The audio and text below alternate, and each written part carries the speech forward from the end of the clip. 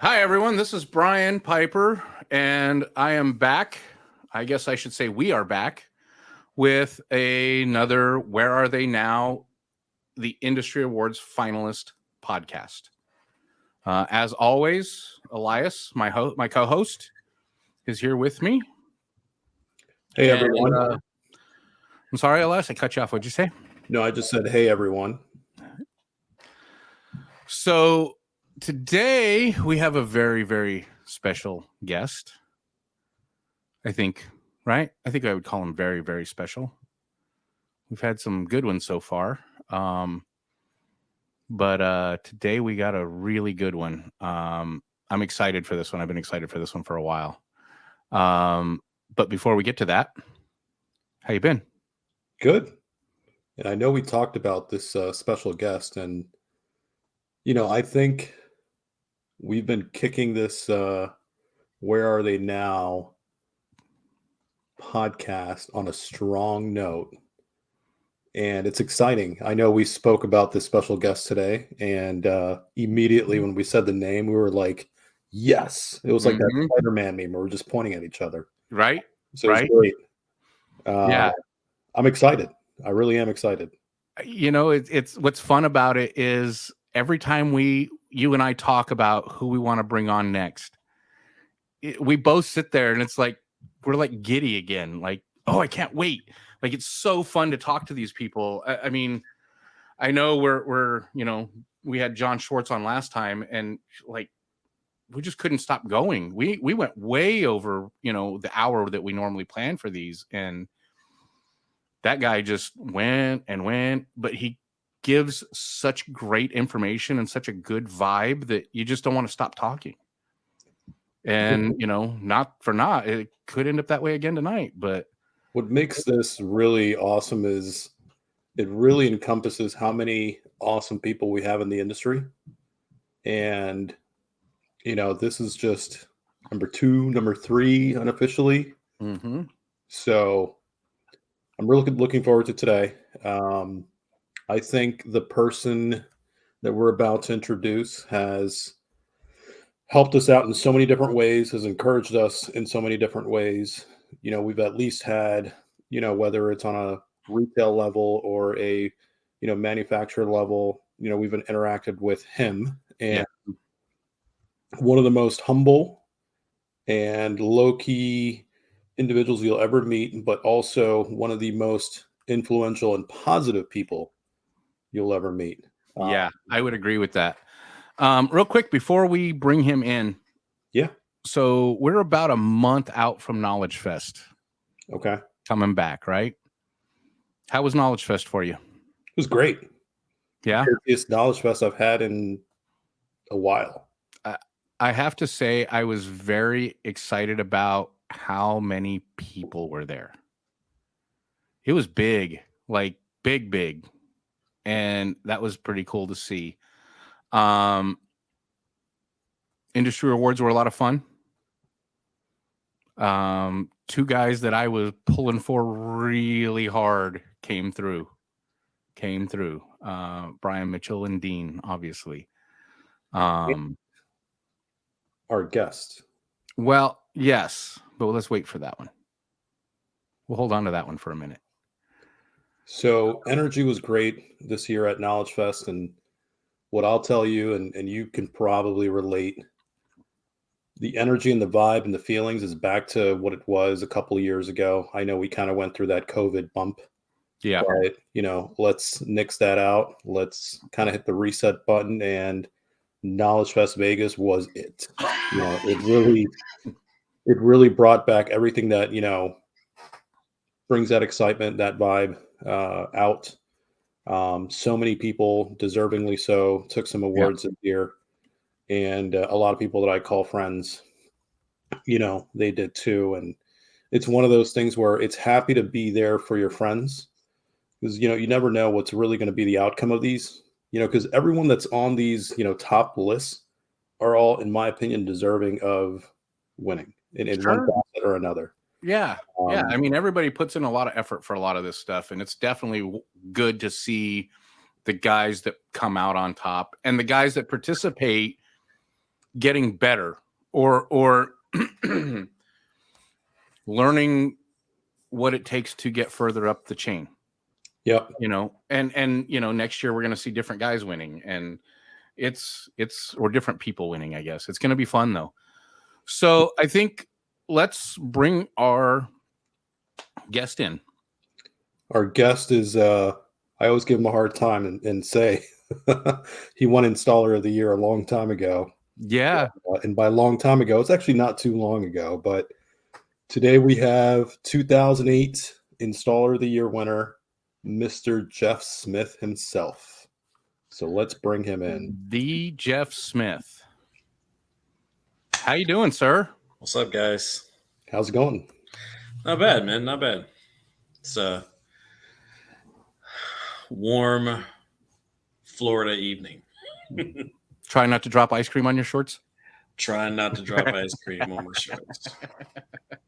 Yep. I'm a little jealous of the weather, but oh, trust me, I would rather be somewhere where it was a little bit colder.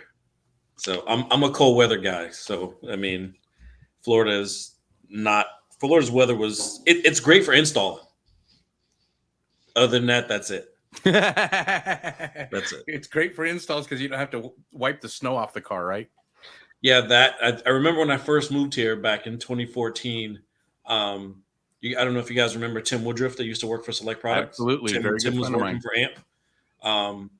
And I was building spare tire well enclosure. This is in March of 14. I moved here in February of 14. And someone at the office asked me to help them with a spare tire well enclosure. And they were like, oh, it's going to take it's going to take this other people that we normally use. It's going to take them like 3 or 4 weeks to like get it done. I'm like, 3 or 4 weeks? What are you talking about? It's like, we can get this done in like 2 days at the most, like after work, like 2 days. I ruined about not 3 gallons. I ruined about 1.5 gallons of glass because I didn't equate for the humidity change down here. Yep. Bro.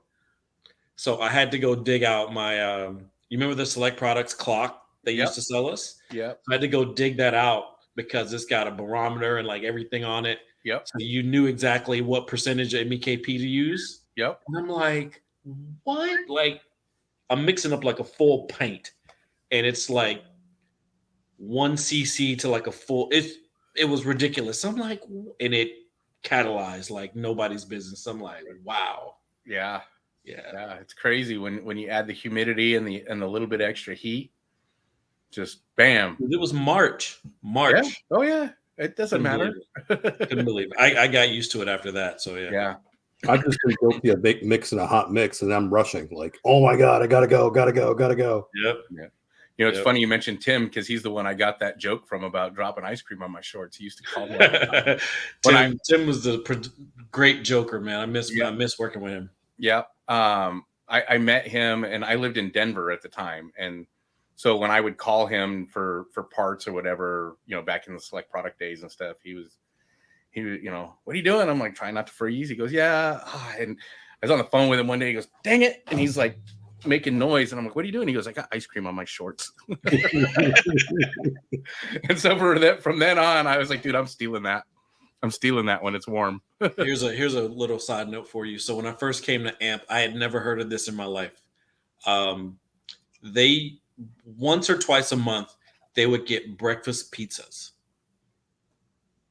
So imagine a normal pizza shop. You got a small, medium, large. Rarely do you see an extra large. Right. Like legit, this extra large would have maybe 8 to 10 huge slices. And it's eggs, bacon, sausage, all this stuff you would have for breakfast. Wow. On a pizza. Yeah. And I was just like, Tim, what is this? He goes, dude, breakfast pizza. You got to try it. I think I tried it once and I was done because you're like, that's too bad. Yeah, I'm a traditional New York pizza guy. So it's like, yeah, no. As interesting as that sounds, I don't think I'd be about it. Yeah. It's crazy. I gave it a whirl once, but I don't know. I'd have to see after that. Yeah. So Jeff, how are you? I'm good, man. I'm good. 2023 has been a good year so far. It has. Knowledge Yeah, Fest was it's been a good. good year. It's everyone keeps saying it's feeling like things are back to normal. And I kind of feel that things are. I don't know. As far as business goes, things feel kind of back to normal. But as far as like the industry and the camaraderie and everything else, I feel that things are better than normal right now. It's Yeah. it's like spooky that this feels like 1996, 97 to me all over again, where everybody's clicking on all cylinders or pretty close to it. Everybody's in a learning stage right now, Yeah. right? Yeah. Everybody's putting into practice some form of learning, right? Where back then, it was all about learning how to glass, learning how to paint, learning how to sand, and all that stuff. I mean, Right. it was a different situation. Now it's a good mixture of everything. Everybody's learning integration, tuning, still advancing in fab. Yep. So it's a great time right now. So it's really good. Yeah, everybody's learning how to click and point now to fab. Yep. Hey, can you send me that CNC file? Yep.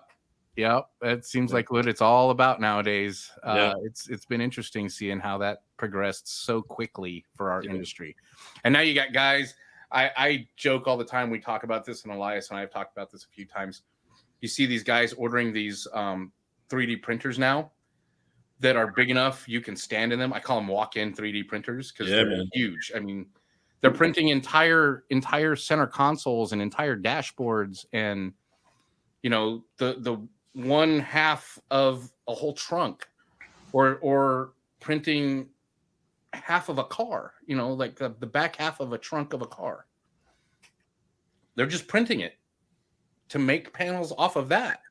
Yep. It's crazy what they're doing with stuff nowadays. Scanners and man, like I've been out of everyday fabrication for what now 6 years, and I watch what these guys do and I feel lost.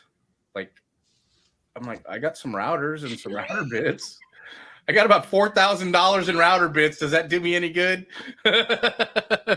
Which, if we talk about it in reality, that's where most shops still are.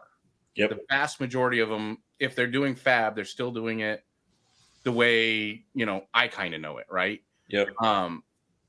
And some are looking at, I can buy a small laser or something to do small pieces, but the big stuff's still done by hand. But it's cool to see how fast the industry is embracing the technology. That's what I love to see. Well, it's for me, and you guys visit dealers from time to time as well. I know Elias, like me, visit dealers a lot. I see it as twofold. I see it as, from a fab side of things, the buzzword right now is laser and CNC. Right? You get into people's shops, and guys have had lasers for a couple of months, a couple of years, and they're good at doing a trim ring. They're good at doing a circle. Right. Right. They haven't really progressed yet. Right. So luckily there are some classes out there now to help these guys progress. Right. Even with CNCs, I've seen some guys with CNCs do some magical stuff. Right. And I'm just like, how? But I get it. But the guys that I've seen really take off with it were the guys who could do it by hand with routers. Yes. Table saws, jigsaws, the old school way. And they know the process of getting to that point. It's just converting it over to the layers within, CNC. Right. Yeah. Understanding how to assemble in a drawing. Yeah. And that I think goes a lot to what we all used to have to try to learn. And when we shared information was you have to think in processes ahead of this process. You're here, but you need to be at, this is A, and you need to be at G and H and I in your brain, because you got to get to all of those so that you know how everything goes together. Yeah. I was showing someone that works with me at AMP, I was showing her we're getting ready to work on her car, and I was showing her the process of building this amp rack, and she's like, "Yeah, well, I want LEDs, and then I want like some vinyl, and then like somehow like some just regular plexi." And I'm like, "Well, think about it like this. Think about how tall the amp is.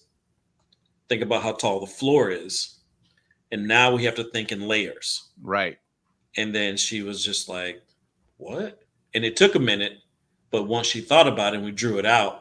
And I'm teaching her like you're not just making a board and mounting your amps to it and then putting something on it and then putting something on it. Like, no, we have to step all this stuff out and come up with a Right. basis. We have to come up with a complete plan from A to Z in order to get to this point. And she was like, "Yeah, I've never thought about it like that." So, Right. but it's going to be cool. It's going to be cool. Awesome. And you're right. Those guys that could do it by hand are rock stars when they're drawing it out and cutting it with a CNC or a laser. I talk about it all the time. Elias knows. Justin Marks, he's one of my favorites. I love watching what that guy Bro, does. I could tell you so many stories about Justin. I remember when I first met Justin back in the mid 2000s in Atlanta. We worked well. I think I was gone by the time he came into Hi-Fi Buys, which was a retail chain store in Atlanta, Tennessee, and some other places. And dude, I watched Justin come up from being a scrub. Right. I mean, like legit, like I mean, I've seen Justin come from like the craziest points of building some pretty cool stuff back then to like now just Jordan. I mean, Justin's like Picasso, you know? Yeah. He's super cool dude, super laid back. He is his worst enemy in his head. Yep. And he is same way, super humble, blah, blah, blah. And yeah, he can he can create some pretty cool stuff. And me, him, and another guy named Mike Ingram, we were working on some trim panels in the back of my car one time, and we started doing this. I showed them how I've always done this because someone else taught me how to do it, and it was drawing cartoons on your trim panels, right? And we started this little thing called 12-volt tunes, and dude, it was just stupid. But I told him, I said, dude, like, listen, you go through all these cars that I've been involved in, me and Calvin have been involved in all this stuff. And like, I learned it from someone else, and we just drew all these little cartoons. And when someone goes to take their panels off, here's all these weird little hieroglyphics on the back, on the bottom side of their panels, and they're just wondering, like, what were these guys on? Dude, I sign stuff all the time. Mhm. And like, I was looking through some pictures a few days ago. I was trying to find, give a guy with a BMW an idea, older E39 BMW. And I found some old pictures, and I legit signed the back of this guy's trim panel in 2001. It was wow. the time. It was 3 a.m. It was my signature and my little saying I used to put back in the day. It was PFM. And I was like, PFM, 3 blah, blah, whatever o'clock in the morning. Don't want to be doing this tomorrow night, you know? So that's crazy. Yeah. It's crazy to like talk about progression. You guys mentioned that earlier.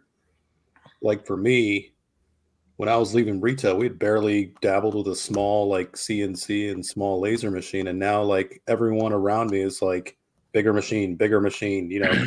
And now those guys are like, yeah, these machines are cool, but now let's talk about like 3D stuff.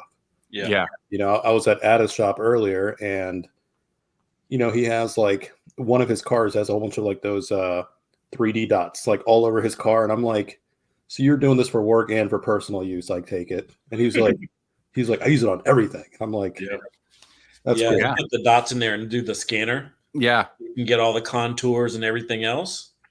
That's cheating, man.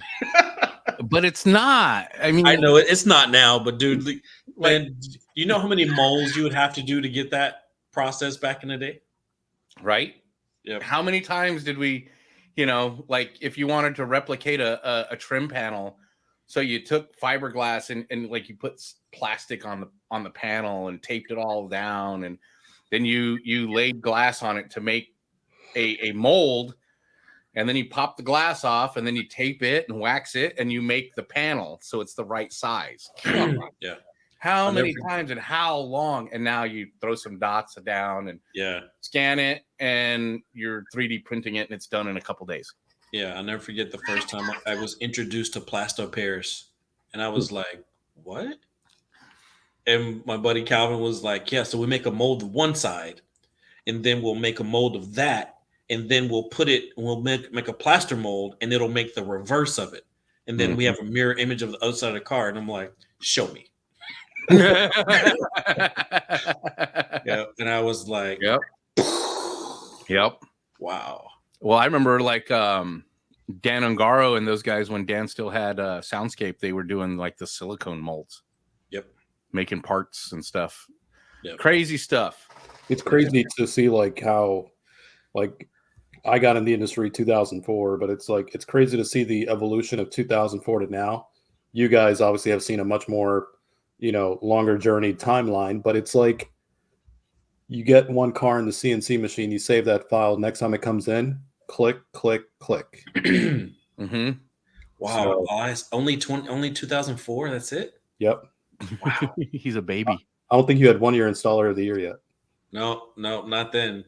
Not yet. I 2004, I had just received my second or third nomination for top 100 installers. I have them all in my garage at home. It's all around my garage. Yeah. My top 100 installers, my top retailers. I have 3 of those top retailers when I had my own retail store. Yep. You were a Zapco dealer. Yep, I was a Zapco dealer. I was a Zapco rep in the Southeast for a while. I worked for Zapco at one point. Yep. Did international training for Zapco. So, but yeah, man. Man, 2004, man, that was wow. I don't know why I thought you had been in the industry longer than that. Still a young one, man. It's hard to remember sometimes, right? So I got to ask you, Jeff. Starting to get my grays. There you go. Right. So let's talk about your industry experience, which we've kind of been doing a little bit, but let's kind of get a timeline and up to what your role in our industry is now. Let's see. I got in the industry in August of 1990, officially August of 1990. Wait, 90? August of 1990. I started before you. Okay. How? I had been dabbling a little bit before then, and officially got my first job in August of 90. Okay. Then from there, started off as basically like a install apprentice kind of job. Then that turned into me doing some sales and install along the way, wherever I was needed in the store. Then that grew into that shop expanded to 2 stores, and we were like the hottest thing in that part of I got my start in Alabama, right? Okay. Moved back down south to Alabama. So that first couple of years in the industry was there. Then in the mid 90s, I started, in the early 90s, I started competing with the guys in my shop. They were big USAC guys. So USAC is where I got my start with SQ competition, things like that.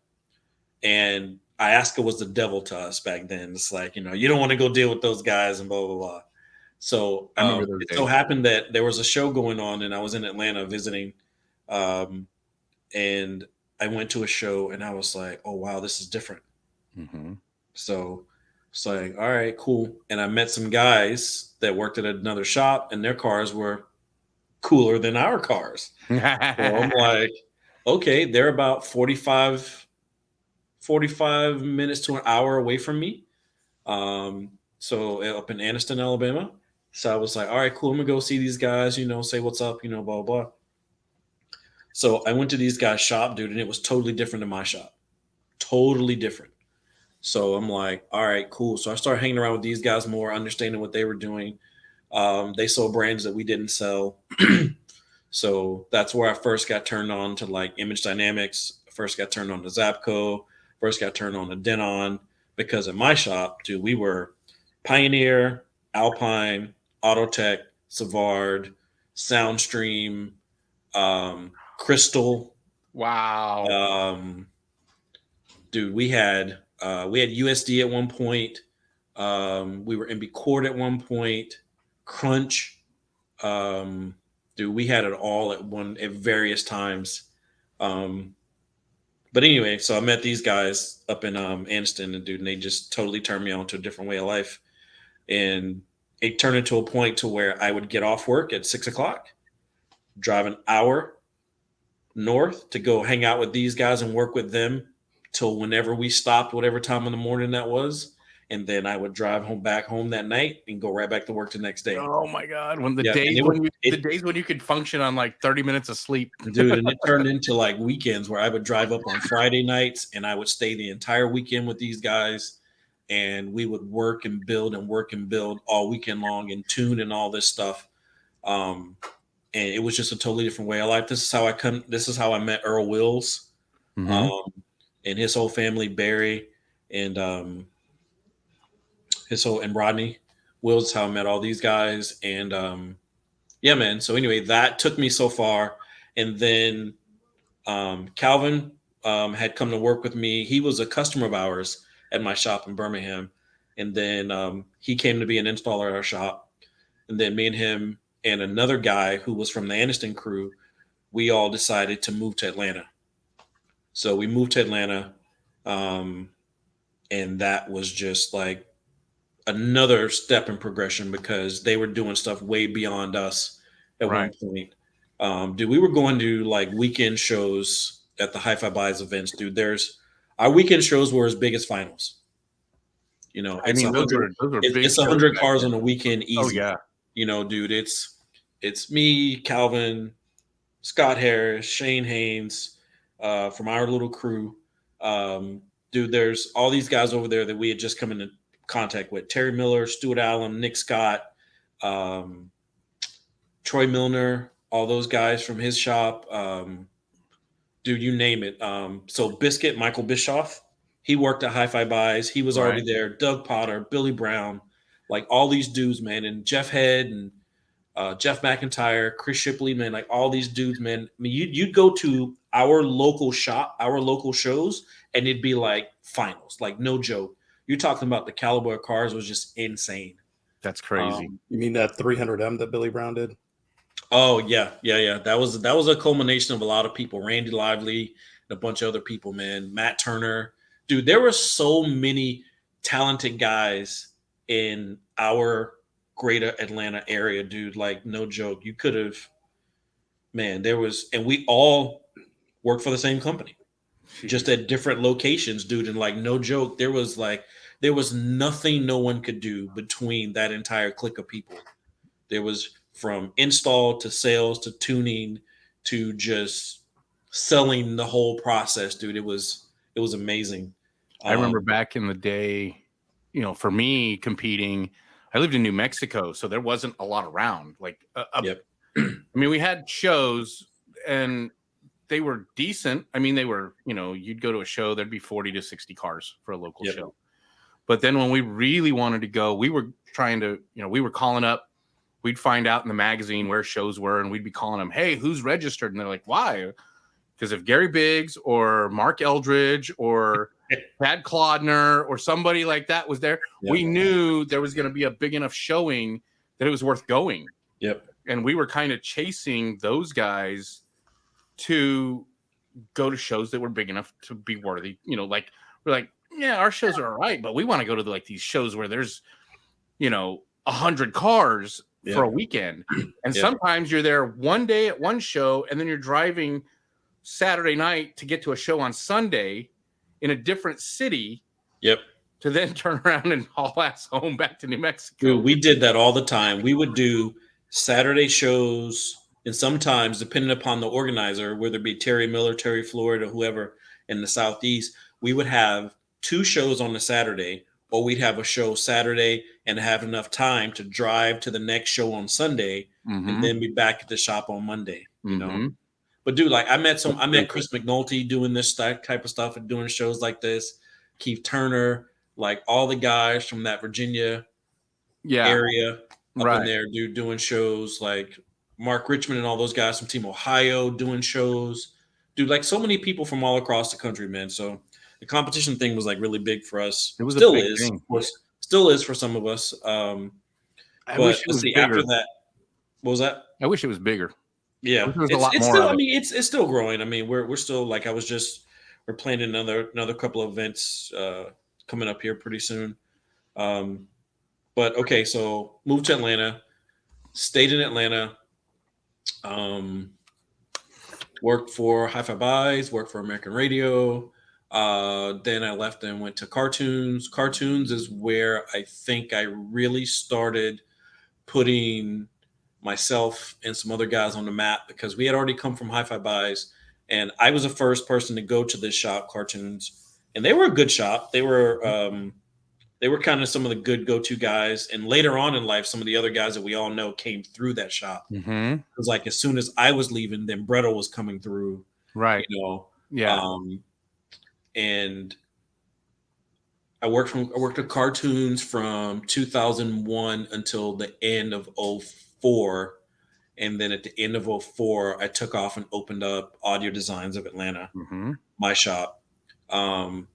Did that for a while. Calvin and I, then Dave and Brian Lowe came through. Guys that had been with me since Hi-Fi Buys, through Cartoons and everywhere else, because we just had this way of doing work, dude, that was just like unmatched. You know, when you find somebody you work with and you guys just click, and dude, we had a magical way of doing production that was just like unheard of. It's one of those cool things to see, because you don't see that often. But it's one thing with like two guys, but when it's like 4 or 5 guys, you get a project and each one of you knows your part of it, and you just watch everybody working around each other. Nobody's in the way. It's just this revolving thing of this person, that person, and everybody just, like, without even thinking about it, you know where you're supposed to be when, and if you need to be in the car, you know your turn. And how long it's the coolest thing to see ever. It's and when it's organized in a way. And when you make friends with people, you know, throughout the years, you know, that you've worked with, and things just click, you know, because at one point in time when I was at my shop and some of the guys kind of moved on, they wanted to go do other things. It was like, cool, no problem. I called up another buddy of mine who I had worked with in Alabama, a guy named James Stanton, and James came on board over, and we hadn't been around each other in probably 10, 15 years, or maybe 10, 12 years or so. And he came over, dude, and like picked just one guy up, dropped this guy right, dude, and he went right back to the same thing, you know. Right. And it was the same scenario. And James was like super cool. James was there with me when I won the award. Both of us were up for same awards, you know, things like that. Yeah. But yeah, man. So that was up until 2009. Yeah, that sounds about right. Yeah, about 2008. 2008. Okay. So in 2007, so here's a story. I don't think a lot of people even know this. In 2007, I was up for Stall of the Year. I was up for top 50. You went from 100 to 50. Then you went to 25. And then you went from top 25 to top 10. So I made it to top 10 in 07, and my world fell apart.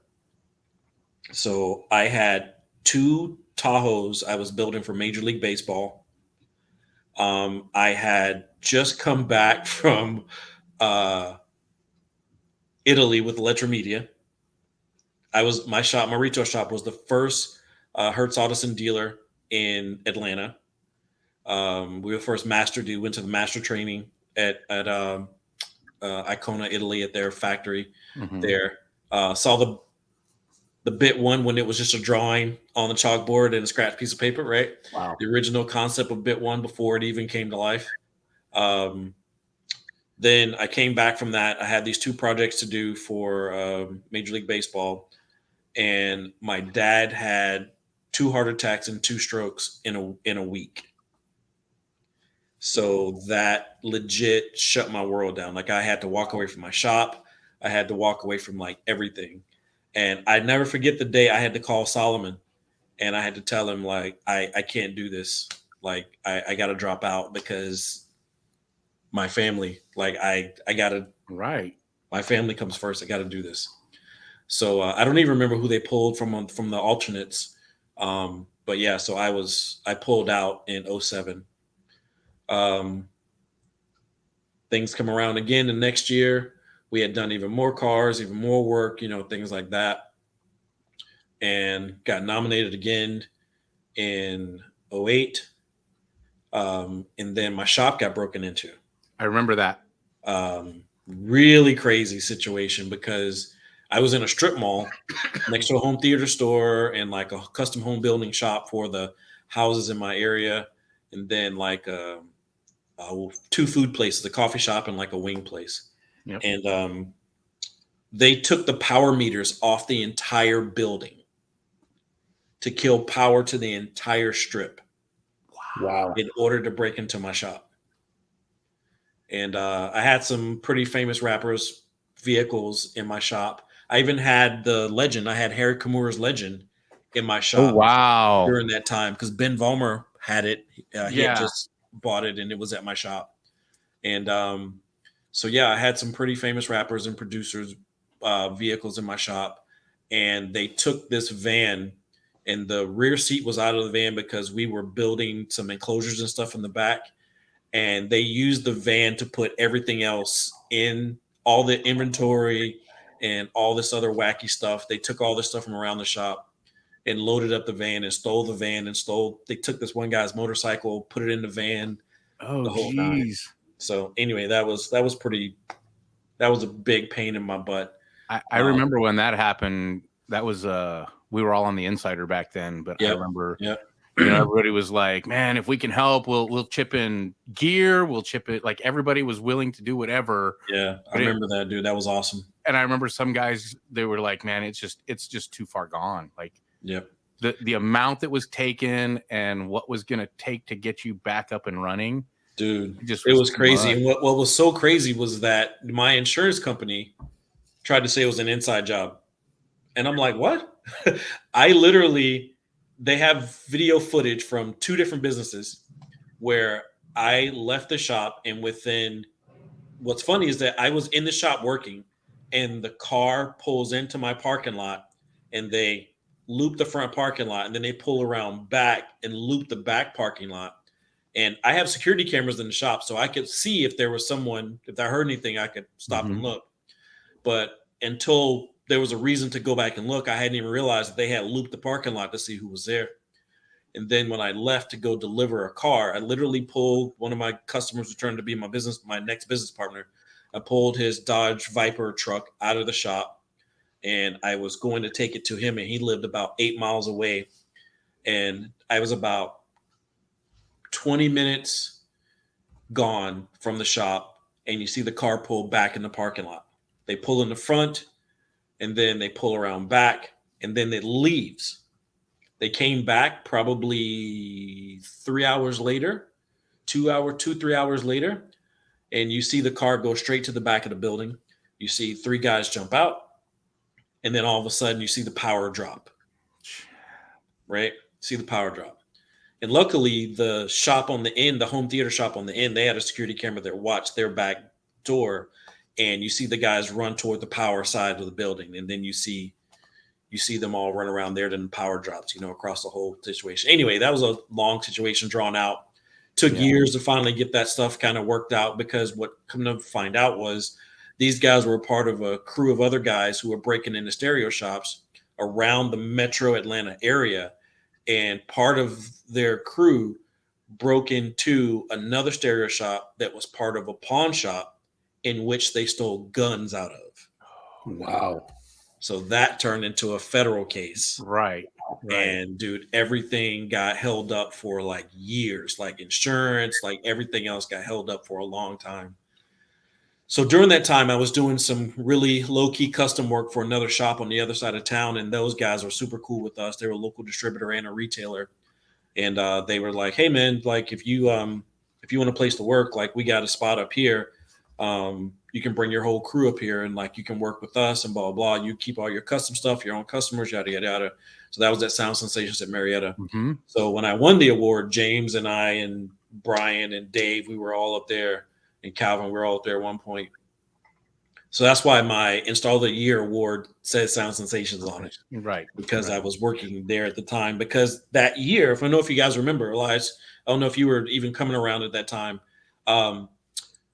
The MEA awards were postponed in 2008 and we didn't have them. So they got moved to 2009 at SEMA in Las Vegas. Mm-hmm. So that's why it was like really cool for Chris Cook to hand me another award in Las Vegas, you know, from the industry. Wow. So yeah, that was pretty cool. That's cool. That's really cool. Okay. So anyway, hold on. Let me move forward to where I got to where I'm now. Yeah. So along the way, did some work at MTX, did some work at Zapco. Mm-hmm. In 2012, 2011, I started dabbling a lot with, well, I'd already been doing Electromedia, but I really started working with those guys. And I was thinking about actually going to go work for them, right? Being a trainer for those guys, doing tech training for those guys. And then the guy I was working with, Ken Wiseman, who was my rep. And dude, it was funny. Like one day I'm at my shop and Ken Wiseman, Larry Penn, and Larry Frederick walk in my front door. Wow. So imagine the three Wisemen walk in my front door. And as they're walking in, Jay Sayin and Scott Darby, my JL reps, are walking out because I was trying to pick up JL. And then we were talking about it because there was another couple shops around there were JL dealers and had been JL dealers for years. And they were trying to work it out for me to get the brand. And then in walks Ken Wiseman, Larry Frederick, and Larry Penn. And they pitched me this whole thing on Electromedia. And I'm like, boom, new brand. Nobody knows about it. I'm going to make a killing with this stuff. I like everything that they're doing. Let's go for it. So that was all good and got to be really good, really great friends with those guys all over again. Larry Penn I knew for a long time from Focal Orca days. Larry Frederick knew from being the god of PG for years. Yeah. Ken, I had never met before. So Ken Wiseman was new to me. Now we're all like really good friends. So that turned into me and Ken talking a lot about going to work for Electromedia. Then that didn't pan out when Ken decided to leave and go to AMP. And when he told me he was leaving to go to AMP, and I'm like, where? And he was like, AMP. And I'm like, why? And he goes, dude, they offered me this job to help them rebuild PG. And I'm like, no, you're crazy. You're about to leave Electromedia, Audison Hertz to go PG? Are you kidding me? And he told me, dude, that they got really big plans, you know, this and that. And I'm like, all right, cool, you know, all right, whatever. So then after he was at PG for like a year or two, he kept talking to me like, dude, they really need training. They really need somebody like you. They really need training. So in sometime in 2012, they invited me out to Dallas K-Fest for a unofficial interview. They had they had a rep's vehicle, George Reed.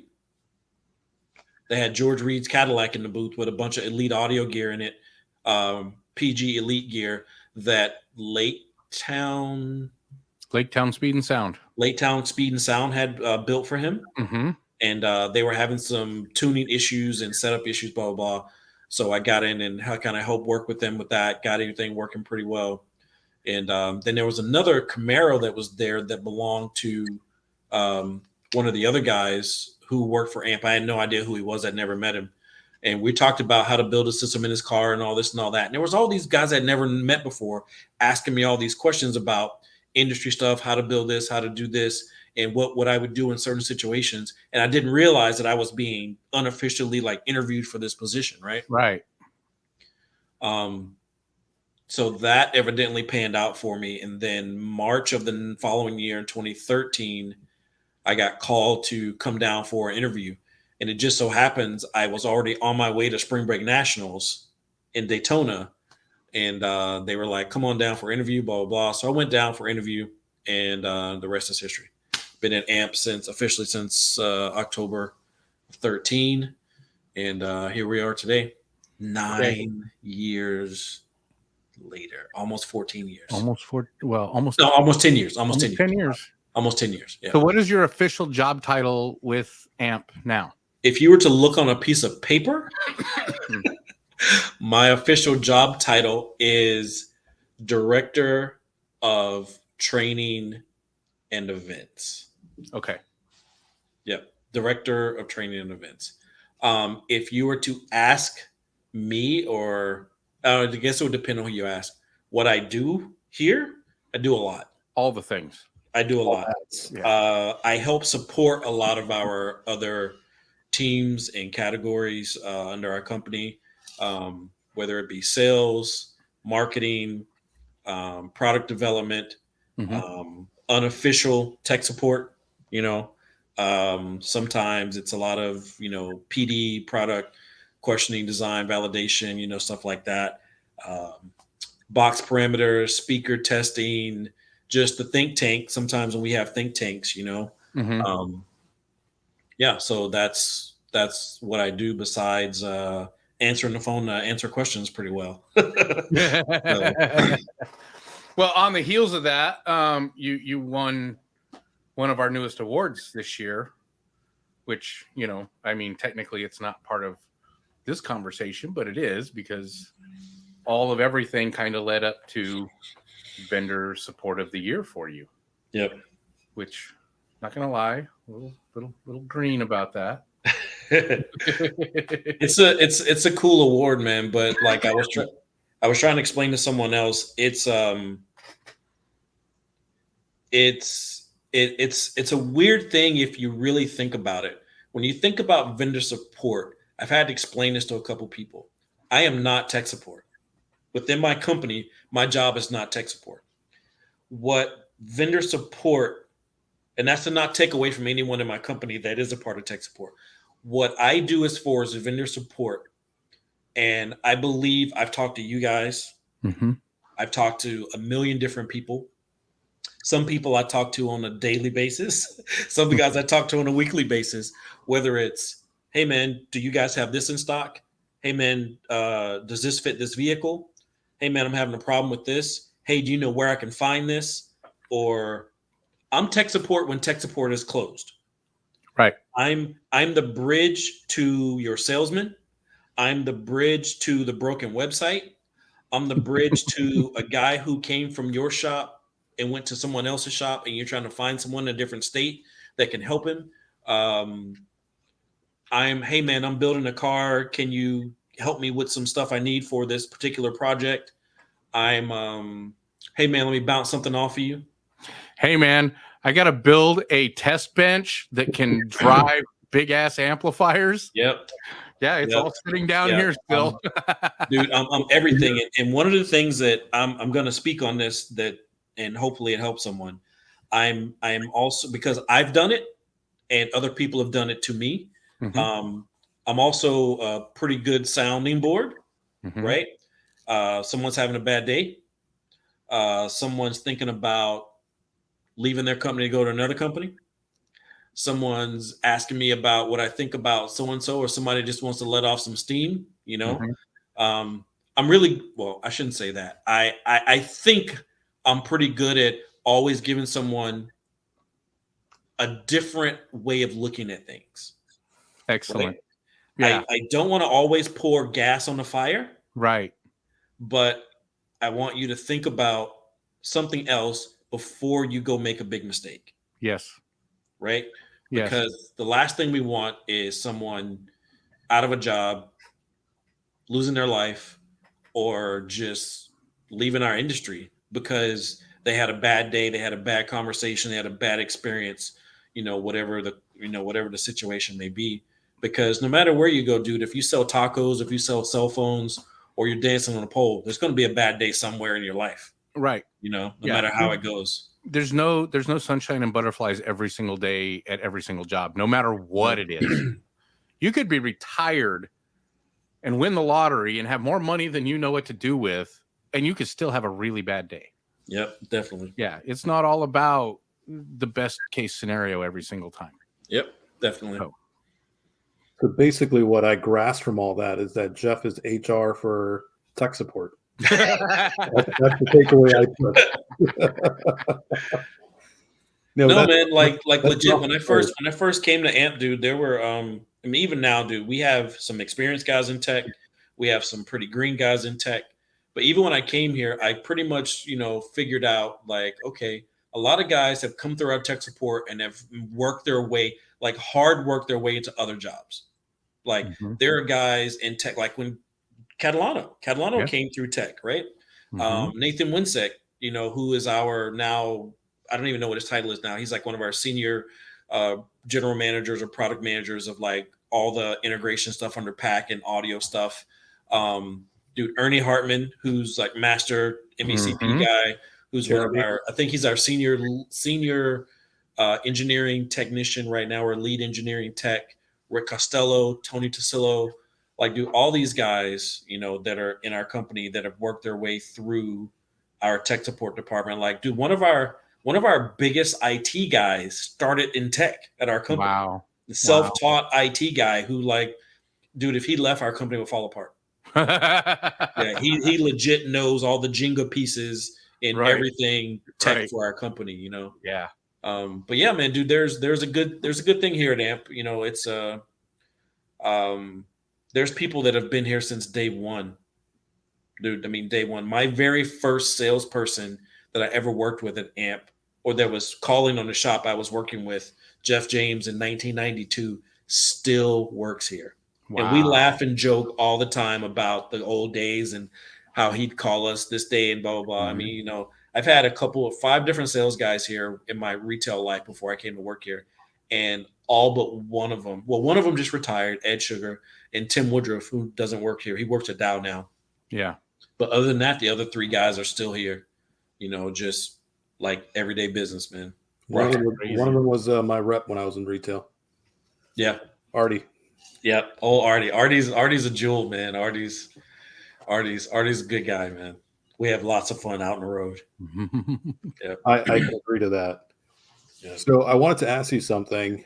We covered, your progression throughout the industry, which, really embodied a lot of great, progress and stories. And there was obviously some heartfelt moments that, kind of, you had to put some pause into it with family and, thank you for sharing that. I wanted to ask, in addition to all this, how has the participation of the industry awards been from day one that you can remember? Like, what was that journey like? So I think the awards themselves, the process of the awards is awesome. And this is not to knock anybody and not to speak bad of the awards in any way, but times have changed, right? When I remember when it was Installation News back in the day, I remember when it turned into all the magazines you would read. And dude, I never forget the very first time I opened it and it was this list of all these installers in the country. And I'm like, what? Top 100 installers in the country? What? And you had no clue who nominated you. It was a blind situation because the reps and manufacturers were the ones who nominated you, right? And there was a guy who worked with me back in Alabama who's still in the industry. He works for Matt's Pro Audio now, Mike Hall, one of the cornerstones of getting me into this industry and helping me years and years and years along the way. I mean, we're still really good friends now. We talk and text each other, things like that, because we're one of the few that we've known from day one. They're still in the industry. But I never forget the first time he saw his name in that magazine, dude, and just dude, it makes you want to cry that somebody just blindly nominated you like that, right? And it happened that way for a number of years up until modern times. I sound like I'm like super old, but up until modern times now, where you nominate yourself, right? Right. So that's why I'm glad a few years ago we brought back the whole blind nomination thing, Right. right? You and I were a big part of that. Yep, exactly. Because, dude, there is nothing like a surprise attaboy, right? Yeah. So yeah, that was great. But as far as being a part of the awards, dude, it's awesome because I've seen the awards like fires under guys. I've seen it turn shops around. Mm-hmm. Like I've noticed, I logged on today I was only on Facebook like maybe twice a day because I was busy working on something. But one thing I noticed that really like stuck out in my mind, Phil Lindsay and Ray West from Titan. Yep. They came home from this past K-Fest stoked on MECP. Oh, yeah. So they've made everybody at the shop go out and get MECP certified. Phil jumped out first, like getting the salesman or whatever he got. And he's just like, oh, you got to get it now, right? Well, that's a great way to lead, right? That's an excellent way to lead. Do what I do because I'm going to show you this is the way. Right. And then you got Ray and Dan and everybody following suit. And dude, like, can you imagine? Like, we have it with an amp, right? If you walk into our tech support area, and Ernie Hartman was the source behind this. When you walk into our tech support area now, everyone's certifications are up on the wall, right? So, dude, when you walk in, that just kind of makes you just like, right. So Ernie started that. Rick Stello, who was in lead of tech for a while, Rick kept it going for a while. And now Travis Secor, who's the tech support manager, still keeps it all going. Ernie was sending around message the other day in our little own chat group. Everybody, hey, look, the new certifications are out. Let's get on it.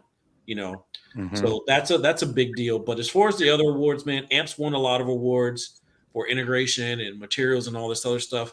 But dude, it's a pride thing. It's one of those things that people love in our industry. It's predominantly guys, so the competitiveness is always there. Yes. But there's a caveat to that competitiveness is that you have to also understand the camaraderie of it. Right? You can't let the competitiveness take over and the ego take over. Right. You can't. Right. That's not the purpose of what we're doing.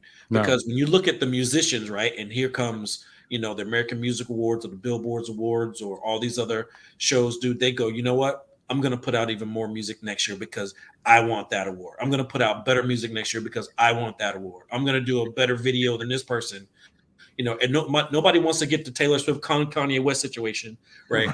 They want to get out there and kick butt, and do what they need to do for themselves. So I feel that our awards, and I think it's getting better and better each year. So hats off to Chris and those guys, dude, because now it's like it's becoming like a real thing.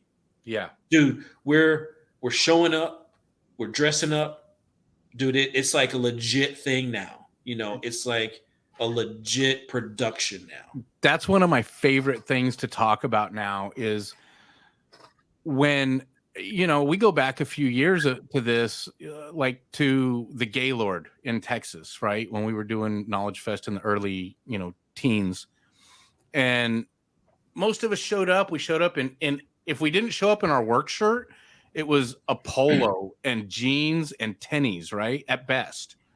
And now, the last two Knowledge Fests, I've showed up in a shirt and a tie and a vest and slacks, or at least nice jeans, but we're getting to that point where it's becoming an expectation almost to show that we're real people and awards mean something. So you put effort into it. Here's one for you. When I won my award, when I won Install of the Year in 2008, but I got it in 2009, mm-hmm. Dude, I was so not even in the mindset. I legit had on a pink plaid short sleeve button down and some jeans and like some sneakers. And I'll never forget. I was sitting at a table with me, James Stanton, and James's girlfriend Alexis, um, Joni from MEA back then, or it was Mira back then, Mm-hmm. and somebody else. I forget who was at our table, and I was congratulating someone else for whatever award they had won. When they called me out for install of the year, dude, I'm like congratulating them, like, dude, that's awesome, like blah blah blah, and I didn't even hear them call my name. So somebody had to literally like grab me and be like, dude, they called your name. And I was like, for what? Huh? What? And I turned around and I saw, and I was just blown away. Dude, I had no clue. No clue. Right. Um, but yeah, man, like back then we had to do things totally different. We had to write these really long essays Mm-hmm. and we had to show all these pictures of our work. We had to show all the pictures of the tools you own. You had to get letters of recommendation from manufacturers and like all this stuff. So I still have like all of that stuff, you know? Um, but yeah, man, the process of the awards, dude, I've legit personally pushed some people to better themselves to be a part of the awards. I've seen retail stores turn themselves around Yes. and clean up their act, clean Yeah. up their stores, and now they're making hand over fist, just like because people come in now and they feel comfortable Right. with you working on their car. Right. You now talk to customers differently. You now put a different level of respect on yourself, on your shop, on the bathrooms in your shop. You Right. know, there's no more the chick from MA Audio on the wall in the bathroom at the shop. Mm-mm. You know, No. all No. those posters are gone now. All those There's a posters are local shop gone. here in Florida. The- There's a local shop here in Florida. I joke with them all the time, dude. I used to go in their bathroom and be like, wow. All the SEMA Now- girls were there. Like all the poster girls were there, right? Right. OTS up in Osmar. And like now it's like legit customer friendly, you know, even though it's the back bathroom, but still like Right. they cleaned up, you know, dude, their shop is beautiful now. It's like all these other shops, man. Everybody's taking like pride in themselves now because when you get involved in the industry in that level, there's always going to be the box stuffers and box pushers and flea market Right. guys and flea market guys and the shade tree guys. Yeah, there's always going to be those guys, but there's always going to be the professionals. Right. And that is one thing that I think that Chris Cook and the MEA and the rest of us are really pushing everyone else to do is to be more professional, to have a better online presence, to have a better social media presence, to have, you know, better customer retention, to have like all this stuff. And it all makes us better as an industry. Yeah. Because, Yeah. dude, let me tell you, I know you guys know this. How many times have someone in your family gone, when are you going to get a real job? Oh, geez. Dude, I graduated high school working half days, going to school in the morning. I was in a program called Mhm. DECA, so I got out of Yep. school like early, Becca. right? Yeah. So I only had like so many of my AP classes, and I got out to go work at the shop. Dude, I legit graduated high school making more than some of my teachers were, Mm-hmm. and they could not believe it because I had to turn in my paycheck stubs, Mm-hmm. you know. And they're just like, installing stereos? Mm-hmm. Yeah, Yeah. yeah. Yeah. So yeah, man, and I can't tell you how many times I've heard, what do you do for a living? And when are you going to get a real job? Like, I make more money than you do. My favorite one nowadays is people are like, people still do that? Right. Like, yeah. Right. The people that are our age that couldn't afford it when we were that age have all the money to do it now. Yep. Yep. You know, and so they're doing their trucks and they're doing like, it's funny because I did one of the last projects I did as a retail job was for a guy I went to high school with that owns businesses now. And we did like a $20,000 system in his truck. Nice. You know, because he was like, I want, you know, he bought this F350 and spent all kinds of money getting it done up, where he's in it like 150 grand without me touching it. Right. And he's like, now I need the stereo to go with everything else. I got you, bro. I got you. Yep. And but it's still a thing, you know, music is still what we all live for. And and everything that we do is based from that. I mean, I know you guys can see the background, you know, it's, you know, drums and guitars, and, you know, my brother and I build guitar speaker cabinets for nice. guitarists and other fun stuff like that. But yeah, it's definitely people still do that, or radar detectors. When I was working for Cedar Electronics, and they're like, they still sell those, right? Oh yeah, Right. oh yeah. So big money. Real quick before I ask you another question, I got to show you this, because this is something that Chris Cook found, and talking about the history of the awards, right? So I'm going to see if I can get this up here and you can see it. So that is from 1999. That is the program for the industry awards, and it has the top 12 installers in there. With names. All I saw was Gary Biggs' name. Gary Biggs, John Bransky, Jason Digos. Oh, wow. Rob Elliott, Chuck Hamley, Dennis Lee, John Yorkis, Larry Trebell, Scott Seeley, Greg Schwartz, Bob Schumacher. And this last name, I held on to it last because this is one guy that I will talk about this every single time we're on this cast until I find him. A guy named Brian Pendergrass. He used to work for Brandsmart. He was a top 12 finalist in 1999. But here's what I know about him. He was the very first installer of the year in 1994. Wow. And he was a back-to-back winner for 94 and 95. Wow. I've heard the name before, but I don't know anything about him, like where he was from or anything. Right. So my hope is through talking about people and bringing up names, right? We'll find somebody that knows him. Yep. Somebody somewhere knows him. Hopefully he's still kicking and breathing. I'm curious to see where he's at now. And I'm curious to see what the awards were like back then for those guys, right? Yeah. Dude, I know a lot of the guys on that list. Like Scott Seeley was from upstate New York. Larry Tribble he's from Texas. Mm-hmm. He worked for. Did he? I think he worked at Autographics for a while. He bought Autographics from Fukuda. Yeah, so it lists him as Autographics here, and he worked with Fukuda back then. Yep, I met him at USEC finals in '95 with Mickey Brones and Larry and all those. USEC finals in '95 in Houston. Yes, where they stole the Phoenix Gold truck from the back gate. Do you remember that? Okay, we're gonna derail for a second. I know we're going long, but y'all are old. So my buddy David Kennedy and Matt Clausen, these were guys that I knew in Albuquerque.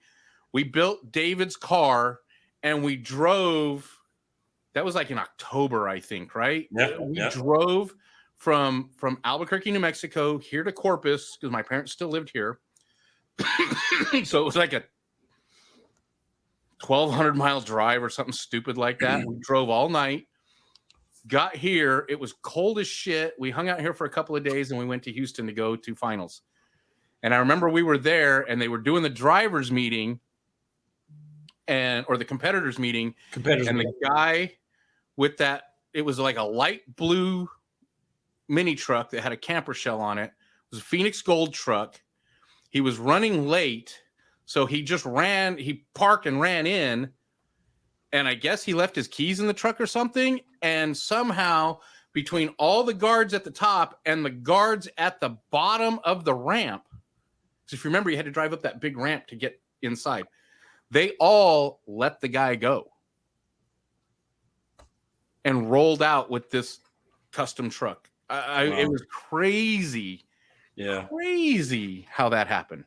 Crazy, man. Dude, there's been so many years that vehicles have been stolen between Dallas, Houston, Kansas City, Bartle Hall, USAC finals. Mm-hmm. Dude, just craziness. Dude, that even Kicker's trailer got stolen at SEMA this past year, over at the Orleans.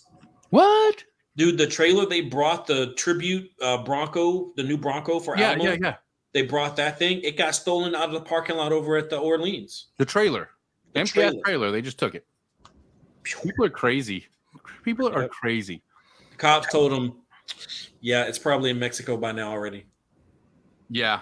Like it's a wrap. Like, yeah, don't even hope you got insurance. So yeah, crazy. That's nuts. That's Yeah. so crazy. Um, so I have a question here, but I'm gonna kind of skip over it because we've really just talked about how participating in the awards really has, worked on your career, how it's helped you develop your career and where you're at. I think we've pretty much covered that from end to end. Elias. So this one's my favorite because Absolutely. this is something that means a lot to me, and I think all you guys can hit home with this and resonate with this. But the last few years, encouraging others to participate in the awards and to be better has been a huge part of who I am as a person, and I appreciate doing that just because to me it's rewarding. I Yep. actually rather that more than the win of my own award. So to me, just seeing like guys take part in the awards and seeing them take it seriously, it's awesome. Yep. So I ask you, do you have any words of encouragement for anyone who is aspiring to take part in the awards or on the fence or gave up on the awards or, for that guy that's still, taking a stab at it every year? What are the Jeff words of encouragement? My words of encouragement would be read over the rules, look at as much information as you can. Don't expect to win the first time out, but every person's craft can get better and better and better if you better yourself, better your surroundings, better your equipment to work with, better your knowledge. If you are that person within that your store and your store opens at 9 o'clock and everyone gets there at 9 o'clock, that means you're not ready for business. Nope. At 9 o'clock when customers walk in the door. As soon as you start coming in at 8:30, that's going to make someone else eventually notice that they should come in at 8:30. As soon as you stop just throwing random woofers into random prefabs and hoping for the best, then that's going to turn someone else on to you shouldn't be doing this either. When you start to learn about tuning, when you start to going to Knowledge Fest, when you start going to CMA Expo, when you start going to Master Tech, when you start going to all these training classes to better yourself, it's going to eventually better someone else, right? It's a pride thing. Everything that we do in this industry, you're a craftsman. Okay. Sure. Whether it's a sales craft, whether it's a fabrication craft, whether it's all of those things, whether you're the janitor at a shop, whatever it may be, right? If you know you put all of your effort into everything that you do, and you make a difference in your shop, just know that you can change 10% and make things better. I was telling somebody else this the other day. I forget who I was talking to.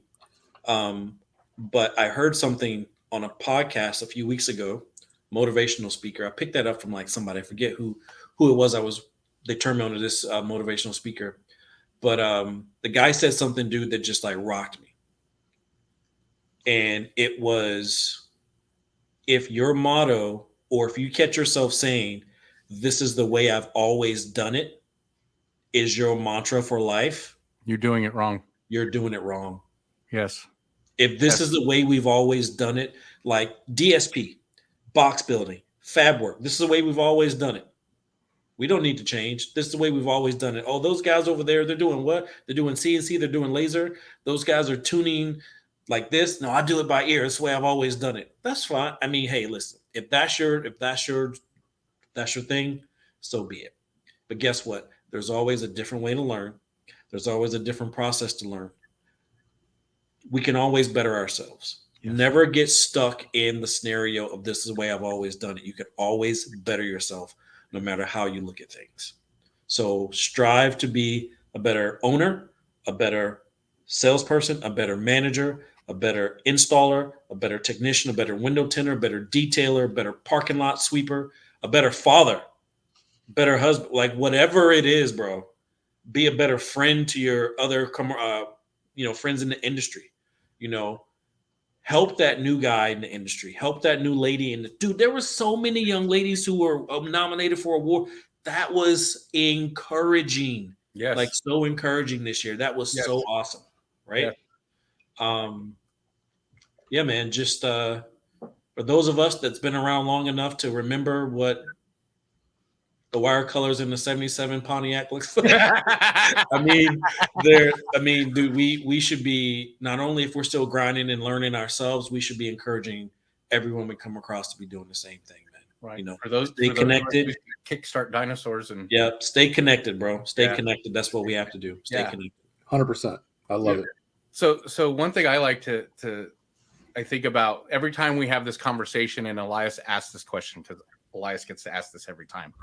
The one thing I always think about from my time competing in the awards is every year that I didn't win, every year that I got this much closer, was another year of, okay, I got to try harder next year. And when that year came around, unfortunately for most of us, we always are like getting down to the wire or real close to the wire to get stuff done. But looking and trying to find all those little things that are like, okay, is this better than last year? Is this better than last year? So, as a judge now, getting to judge the installer of the year, I know you were one as well. I have to say, and I told the Bryan after the awards, his video from one year to the next was incredible. Incredible. When you talk about, like you said, look at the rules, talk to people, figure out. Dude, that guy went from, that was pretty good, to, oh my God. Yeah. And we see that with a lot of people, right? He wasn't the only one, but he's the one that sticks out this year.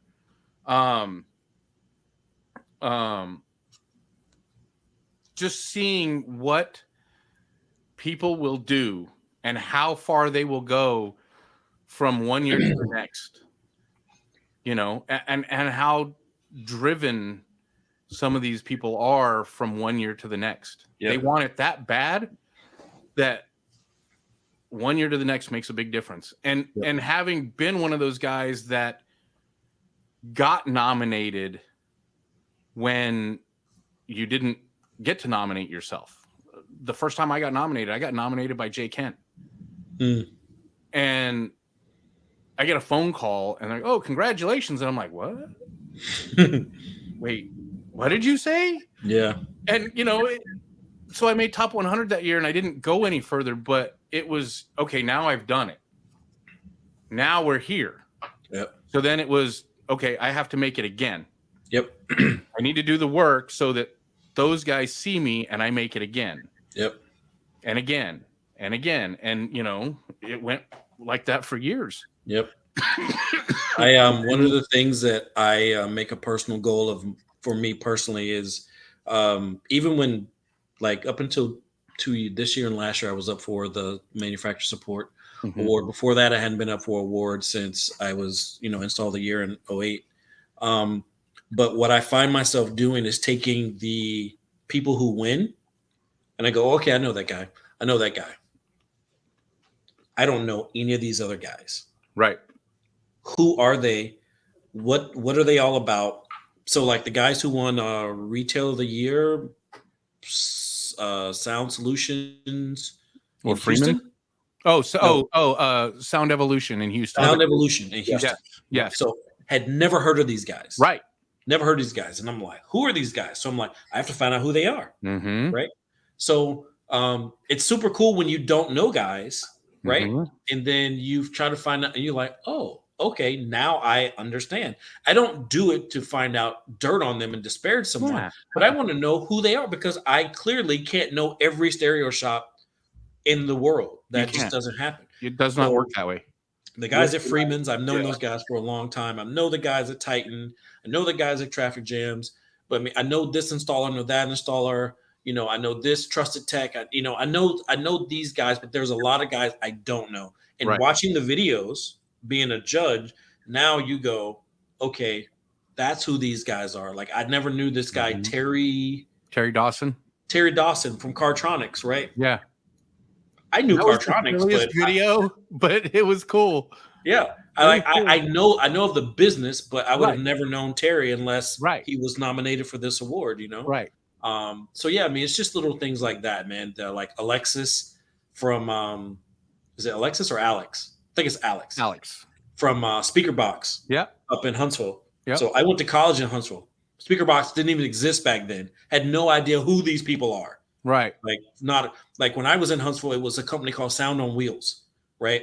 And Traffic Jams, right? There's the old shops that don't even exist anymore, right? Right. So I'm telling myself, like, I have to find out who these people are. Because not only did they have the Rookie of the Year with Taco, but now they have nominated Salesperson of the Year. So I'm like, okay, cool. I got to figure out who these guys are. Yeah. And I think that that's something that we all should, do is find out who these people are. And you don't have to become their best friend.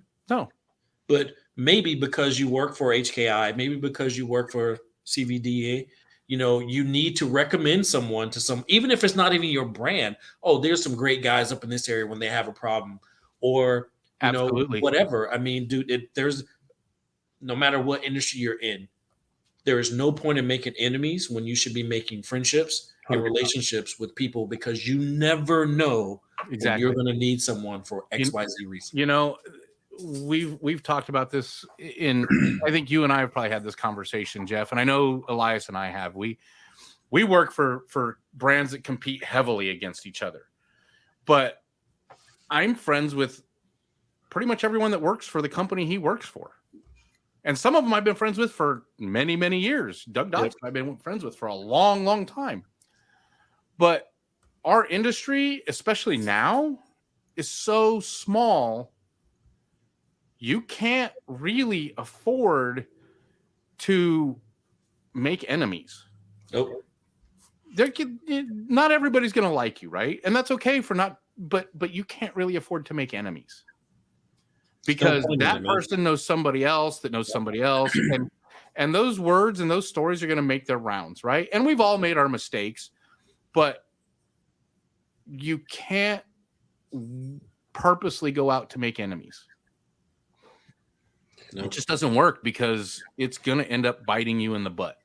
Yeah, our industry is too small for that, man. You spend more time, wasting time being unhappy or mad at someone or trying to push drama and things like that, man, when you could be learning something, being happy and enjoying yourself, because that's probably one of the worst things about our industry is that we don't pull away enough. Mm-hmm. We don't shut down enough. Right. We don't put down our Facebook, put down our Instagram, texting and calling each other. We don't detach enough. Right. So if 100%. If you're going to stay attached, be positive. Yeah. Be positive. I like that. Yeah. I like that. That is, it's, for me, one of my biggest things that I've had to learn over the last few years is you see people doing this all the time. Everybody's got a side hustle. Everybody's so worried about making so much money that they end up working themselves to death. Yeah. And I'll say this, I go back to one of the guys that kind of taught me a lot about this was John Covenants. And watching him over time of owning a business and doing everything else he was doing, slowly start to kind of pull back and have a life. How many of us have lost families, marriages, whatever, I mean, we've all had things that, kids grow up and you barely paid attention to them because you were so buried into this job and things that go along with it, no matter what it is, that, you don't pull back. You don't stop and smell the roses, basically. Yep. Got to do it, man. Got to do it. So now I see all these people and I have all these friends. What's your side hustle? I have a side hustle. Free time. I have this little part-time project that my brother and I are working on to build music-related stuff. you know, but it's not something that we do all the time. My all the time is, you know, I like to play music. I'm still learning guitars, and I own 9 of them, and I'm still learning how to play. Yeah, right. Crazy shit, right? I'm a collector that's learning how to play. I want to take trips. I like spending time with my daughter. You know, I have a 10-year-old daughter that she's amazing, and so every time I get to spend time with her, I'm like, what are we gonna do? Where are we gonna go? How are we gonna do? You know, it's finding things that her and I enjoy to do, whether it's a movie or playing board games or whatever, getting away from this. Yep. Getting away from this. You know, when she was here last summer, we would have an afternoon twice a week where we literally had to turn our phones off in front of each other and put them down for 2 hours. That's cool. You know how hard that is? Oh yeah, I know. I have an 11-year-old, so yeah, trust me, I know. But just to turn your phone off, you know how hard that is? Dude, my daughter, she is the master, and I know where she gets it from because I'm that dude. Yeah. Dude, the television's on. I have music on. She's talking to me, watching what program I've already asked her what she wants to watch, and she's watching something on YouTube. Wow. What? Yeah. Yeah. What? Yeah. Yeah. My daughter does that too. She turns the TV on and she's got her iPad in front of her watching or playing again. I'm like, how are you doing that and this? And wow. Yeah. Like disconnect. Yep. Disconnect. Let's And so, man, it's for those of you guys, I'm going to say this, for those of you guys that are working, and Chris McNulty can attest to this. I ate his ass about it one time. If you guys are working 90, 100 hours a week, 80 hours a week, and it's not getting you anywhere, back off. Yep. Because especially if you've got family at home, a wife, kids, girlfriend, whatever, your friends that are now out doing things without you, right? Back off. Yeah. Because you only have so long on this rock. Yep. That before long, you're going to be 51 and you're going to look back and go, what the shit? Right. Yeah. You're going to look back and there are things I missed out on and I can't undo that. And not that I regret it a lot because I've gotten to a place where I'm really good now. Right. But I could have done things differently. We all could have. And a lot of us will look at this and reflect and go, yeah, we could have done things. Yeah. Yep. Killing ourselves, you know, owning businesses. You owned a business. How many times were you working 120 hours a week? You mean now or then? Okay. If you're doing it now, I mean, that's now is not. I mean, now is different. Now it's like you're doing it. You do work and then you do the fun things. Like I still enjoy installing. I still enjoy getting my hands dirty. I still enjoy. I work with so many different other manufacturers' products. I know my products inside and out in my sleep. Right. But I work with everyone else's stuff so that I know how my stuff works with their stuff because I work with a couple of agnostic interface, integration and wire brands and things like that. So I like to know what those guys are doing so that I can help with information. Right. Whatever else is out there. So, but yeah, I get it. You have to pull back. Coming up later this year that'll help me with something like that because I do still like to dabble a little bit. I just physically I can't do a lot of what we used to do. Yeah. So, well, this was fun. Yeah, man, it was great. Jeff, there's a lot of stories in there that I'm gonna remember. But the biggest takeaway for me is something you said towards the end. If you're going to be active, be positive. Yep. If you're going to be attached, be positive. 100%. I'm gonna kind of steal that one here and there. Yeah. Just because that's important. Yeah. Go for it. But that's Elias and I came up with this idea for these podcasts last year. And I think Elias and I first started talking about it in September. He was the first person I talked to about it after I got the approval from MEA to be able to do these. So we don't work for MEA. So that's why it's all branded as MEA and Friends, because we're just friends of the association. Yeah. And, Chris, when I first brought it to him, he was like, yeah, we don't have time. I don't have time to do that. And I'm like, no. I want to do it. Yep. You just give me the permission to use the brand. Yep. That's cool. And so that's how they did it. And so, talking to people and reaching out to different people, man, it's fun to see how many people want to participate just because we're doing it for fun. Yep. I got a text from Justin Marks, the other day, because I talked to him about it in the past, and he was like, "Is the one with Ray the one?" I'm like, "Oh, we got dude. There's so many different ways that we can incorporate all the people, right? Like, just this conversation has brought to mind ideas for things that we can do going forward. That I'm sure we'll talk to you about. I have this idea of we need to get a bunch of us that are involved now when we start getting closer to the awards to do like a big round table kind of thing. That's cool. Yeah. I think that'd be fun. The guys that are, I'm sure, at this point, most everybody knows that there are committees that we're on to help with this stuff. And then we're judges, and, that's all not big secrets anymore. But bring a group of those people together to talk about the awards for this year to next year, right? Finding, nuggets like this, and people, hopefully I can find, or we can find some of these people. I'm going to put posts up. I'm going to try to find whoever we can find. I'm going to throw names up there and put it out there every single time. If you're watching this and anyone, we have all the information we need going back to 2008, 9. I don't know, Elias, he's got piles of books and stuff, right? Yep. I'm sure if I reach out to Doug Dobson, he's probably got a bunch of that stuff too. Doug's got everything. Doug's got everything, right? So I'll say it every single time.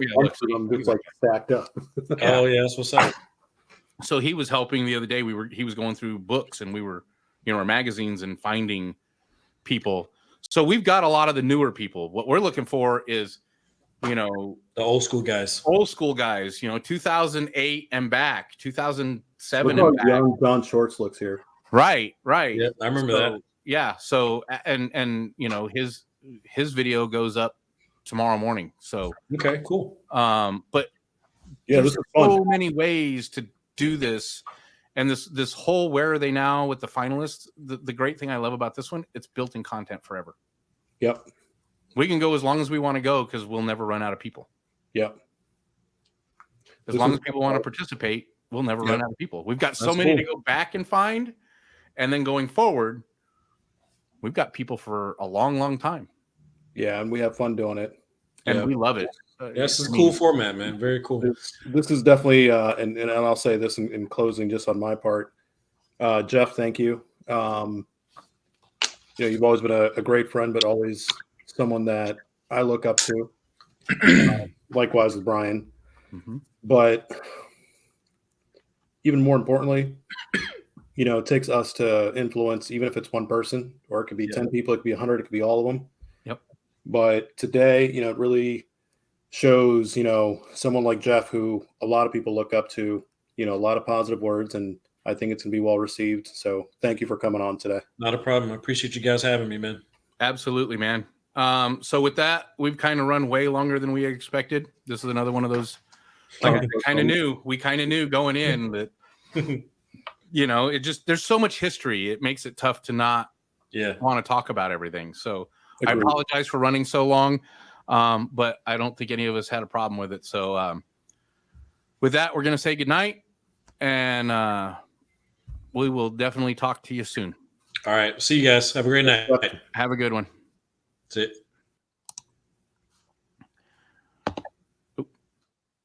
Okay. So, wow. A lot of awesomeness in there. And so many positive words and encouraging words. And, I know we went long, but it was one of those things where I appreciate Jeff coming on. we knew it was going to be possibly a Yeah, long. I kind of figured just it's one of those things when we talk to some of these guys that have been around and been in the industry for so long and have such a rich history themselves, like you kind of have to plan for. I think we kind of have to plan for this. Yeah, Like it's just going to run long. yeah. There's just so many stories, so much history. Like it's almost one of those things where like, in addition to asking them what we want to know to share with everyone that's watching, there's also so much history that, I mean, you guys, you put up that sheet of paper and Yeah. you and Jeff started talking about people you guys knew, Right. It's honestly contagious. It is. And so this has made me think of stuff for this podcast, right? Because I know we've got the other ones coming and we're doing those, but for this podcast, I have more ideas beyond just interviewing finalists. Yep. I have some other ideas we're going to have to discuss. Yeah. I'll leave you with this nugget. One of the guys' name on that list, Chuck Hamley. Mm-hmm. He is a mentor to a really good friend of mine who is a install manager at a local car stereo shop. And I want to say Chuck is local somewhat to me. I think he's in Virginia. I can see if you can get some contact information and either you reach out to him or, if you want to make first contact, you're welcome to, or if you want me to do it, send me his info. Yeah. I have no problem. But Chris McNulty and Mark Johnson know who that guy is. Mark Johnson is a friend of mine who is working at a local car stereo shop. And I think, if I recall correctly, Chuck was one of Mark's mentors. So I definitely maybe put some eyes and ears to the ground on that. But no, this was great. I think Jeff Smith, definitely someone that interacts with a lot of our industry and those close to us and those around us. Yeah. This was good. This is definitely one of those, recordings that I think I'm going to want to watch a few times over and over again. Yeah. For that reason. And, for those of you that know Jeff, it was, exactly what we expected, a lot of conversation. For those that don't really interact with Jeff, you gotta tap into the, one of the most knowledgeable, humble guys in this industry. So absolutely, man. It is so much fun when we get to see this stuff. So much fun. Yep. And it's one of those things, I talked about this at the beginning, when we first started talking about the guys we want to have on, and I say the guys, the people we want to have on, right? Because it's not just men, but the people we want to have on, there are certain people that just really get us excited. And I don't think that any of them will get less exciting. It's just when we start talking about who's next. And you and I get this kind of excited feeling. And then we're watching Jeff talk, and you can see how excited he gets talking about the experience and the history and the memories. And, well, the beauty of it is like everyone has a passion for the industry. Yeah. Yeah. And it's one of those things where we can all connect and relate on that. Yeah. But everyone puts their own spin, their own story, their own history, their own words of encouragement, their own core values into this, that you never know what you're going to get. Right. And it's exciting, with that in mind, who's next? That's the question mark. So obviously we have a few ideas and we have a few, possibles, and we might even have the next one already lined up, but it's one of those things where the excitement there is who's next. Next? That's the best way to leave this. Is I think that's the thing for every show. Yep. Who's next? Because you don't know. Sometimes we don't even know. Sometimes we don't even know. But I think that'll change. I think we'll pretty much have our list and our list in the bucket ready to go. But absolutely. Who's next? Well, this was good. This was exciting. Yes, sir. Thank you. Thank Thank you you. for having me on. Hey, I'm always down to, be wingman, be co-host. So yeah. Well, we got the one Thursday night too. So stay tuned, guys. nobody's gonna hear about that until it's later, but yep. well, that'll happen before they see this. But Stay tuned for what's next, always, because we have a lot of cool things on mind and on paper. So yes, sir. All right, man. Well, we will talk soon. Yeah, let's call it a day today, and we'll be seeing you guys soon. All right, everyone. Thank you for joining us. Thank you for stopping in.